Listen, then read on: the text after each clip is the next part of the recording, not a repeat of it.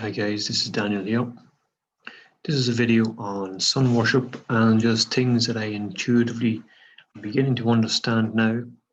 In this year, I believe in 2020, we moved into the solar plexus of the galactic cycle.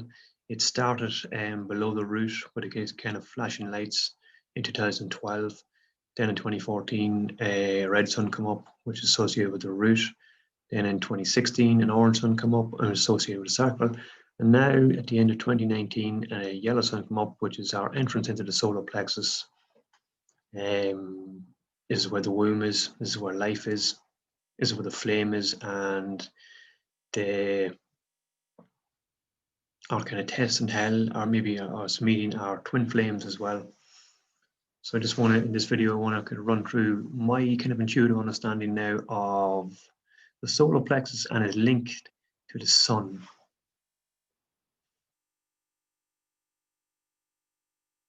So it is it's prophesied in Buddhist scriptures that a future Buddha will come called Maitreya. And you notice here, this is an image here of Maitreya, the future Buddha. You notice the disc behind his head, and it most likely represents the sun. So a lot of ancient cultures actually have some links to the sun. They're worshipping the sun for some reason. I want to explain then what the sun is doing for us. Here's an image in New Grange as well. We noticed many images in New Grange will monitor the rising sun. So there was links to the sun and the rising sun in New Grange, Ireland as well. This is an image of Christ, and notice the disc behind his head. It's like there's light emanating from it, like the sun is rising behind him. So I want to go into understanding, and I somehow intuitively saw a link between all cultures, faiths, and societies. And I want to explain what I kind of intuitively begun to understand. If you imagine that the solar plexus is the third level in ancient Indian spiritual philosophy, and imagine that the third level is associated with the third eye, where the head is. So what I noticed from my own kind of awakening and my dreams kind of teaching me to fulfill myself, that when I was unfulfilled in the sacral and the lower ones, I was taking in these kind of negative and positive energies, what I perceived to be negative and positive energies. And it was like I was an empty vessel or an empty glass, and I was taking in these energies. And then around 2019, I fulfilled the sacral level. And imagine as well that you have the power to create life in the form of a child inside you. So to get that life inside you to rise, you have to help life outside of you rise. So this is not only a journey that goes on inside, it's a journey that goes on outside as well. You have to give to your community, your family, put things right as well, to help and let go and stop serving your own interests and give to your community, give to your family, and give to the world. This is how the life rises inside you. So when the sacral level then fulfills itself, these kind of negative and positive feelings go away. You kind of realize they're the same and you begin to learn how to navigate them. But the feelings start to turn into thoughts when it enters the solar plexus, which is the third level. And this is why the solar plexus is associated with the third eye. Third level is associated with the third eye. So these kind of thoughts that are all over the place goes on inside you, and there's this battle inside you. Imagine from an Indian spiritual point of view that the fire represents the solar plexus. This is where the idea of hell comes from, and it's where the idea of twin flames come from. So when the solar plexus opens, there's this battle inside you between you and the devil, and you try to be going towards God or going towards Christ, or going back to your own kind of animal nature and serving your own selfish interests. But notice in the images I showed you as well of the discs above different deities' heads, that the disc is a yellow color and the solar plexus is a yellow color. That's because your mind and the solar plexus is associated with the sun.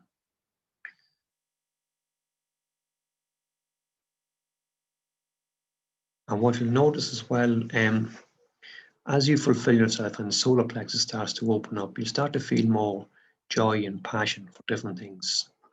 And at some point, your solar plexus will open up to take in, we would say, more energy or more light.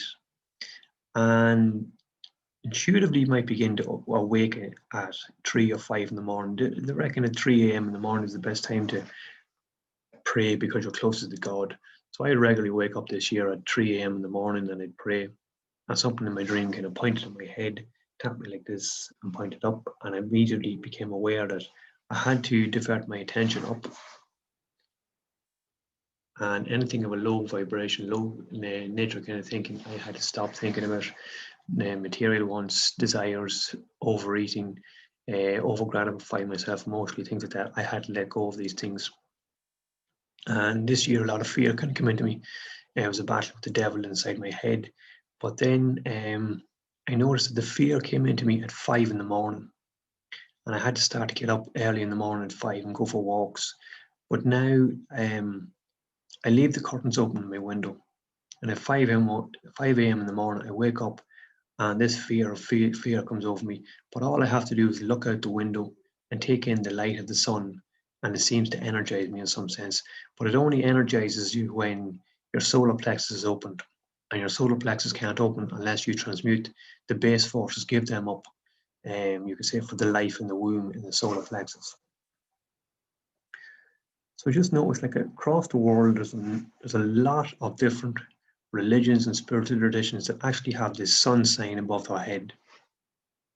Here you have the Buddha with the sun above his head, the Virgin Mary, and the Immaculate Child with the sun, with the yellow sun. You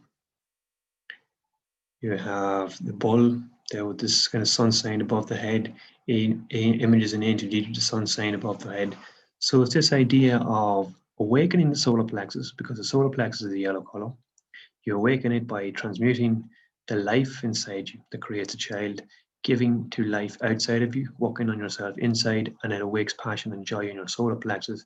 And then you find when it opens, then there's more light coming in. So when you intuitively wake up at 5 a.m. in the morning, if you just look out the window, the sun will start to charge you almost. But you have to be very careful at this time in the morning, because this kind of charged energy is like a river flowing through you. And you have to be very careful as to what you're thinking about at that time, because it can come out in a negative way. If you're still gratifying yourself, maybe overeating or thinking of your gratifying yourself emotionally, if you're not thinking about Christ or thinking about God or heaven or the universe, it's going to come out in the form of a burning sensation. It'll come out in the form of negative dreams of demons, nightmares and things like that. So there are many images across the world which signify the idea that the flame, if you notice this image here, is a woman in India, and she has this fire in her hand, and it's beside the sun. So the sun is the same color as the solar plexus, and the fire is associated with the flame as well. So this is what it means, that the sun is actually associated with the solar plexus, and this is why it's called the word solar.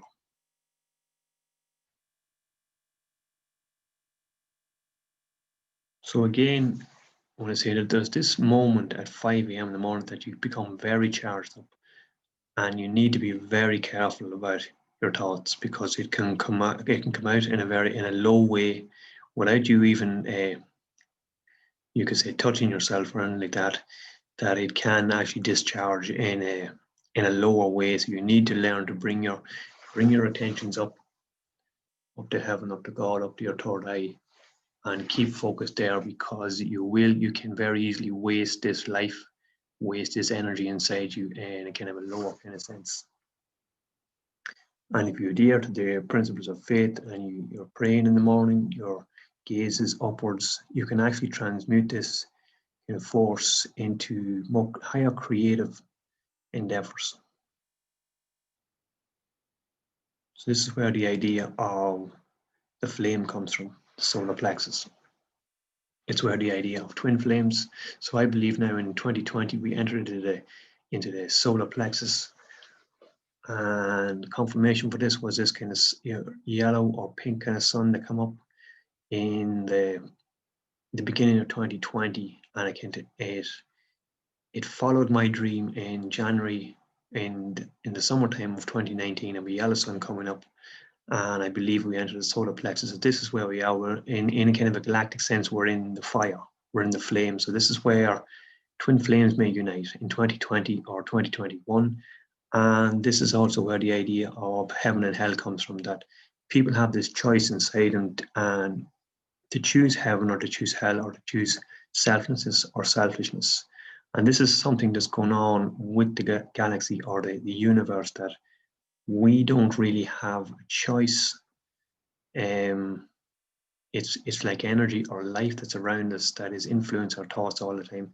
One thing as well I noticed is when the solar plexus began to open up, and there was this kind of natural divide in my thoughts where limiting beliefs started to disappear, and I started to understand my own psyche much better. But you also become aware that you're part of a kind of a collective consciousness. And the beginning of that collective consciousness is with your family, then it expands maybe into your community, your county, your country, and then into the world and into the nature, and this expansive kind of connected consciousness. We're almost like bees in a colony, so we are. And yes, this is where the idea of heaven and hell comes, and this battle that's going on inside us.